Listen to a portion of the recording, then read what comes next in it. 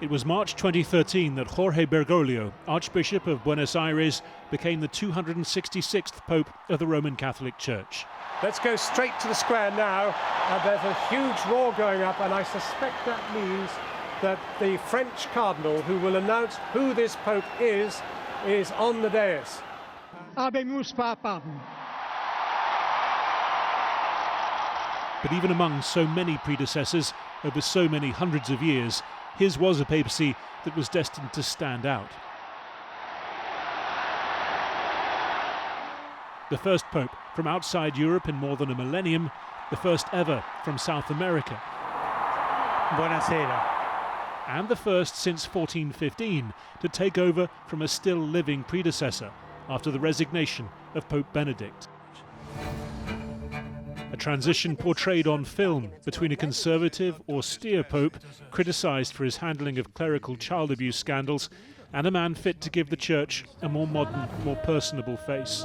You're the right person. Church needs to change, and you could be that change. It could never be me. But Pope Francis it would be, a name chosen to communicate humility, connection to the poor. His early papal visits recalled the rapturous receptions for John Paul II, Pope Francis displaying similar public warmth and even star power. Born in Argentina in 1936, of Italian heritage, Jorge Bergoglio suffered pleurisy as a young man and had part of a lung removed, a sign of respiratory problems to come.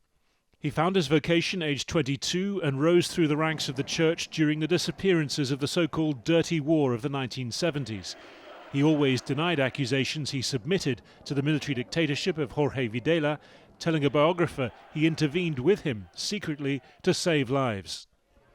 At the height of international concern about HIV/AIDS, he kissed and washed the feet of sufferers, trying to end the stigma.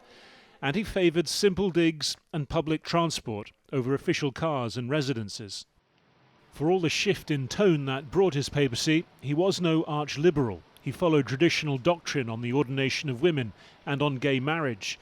He led a landmark Vatican conference on child sex abuse, kissing the hand of a survivor, but drawing criticism from many others, who accused him merely of repeating general promises. I make a heartfelt appeal for an all-out battle against the abuse of minors, both sexually and in other areas, on the part of all authorities and individuals, for we are dealing with abominable crimes that must be erased from the face of the earth. He wasn't afraid to take on other political issues, advocating on behalf of refugees, urging negotiations to end the war in Ukraine. He advocated too for greater tolerance of LGBT members of the church, saying priests should be allowed in some circumstances to bless same-sex unions. Condemning a person like that is a sin. Criminalising people of homosexual tendencies is an injustice. But last year the Vatican had to apologise after the Pope was quoted as telling bishops, using an anti-gay slur, that there was already too much homosexuality in Catholic seminaries. Since early 2023, the severity of Pope Francis's health problems had been becoming ever clearer.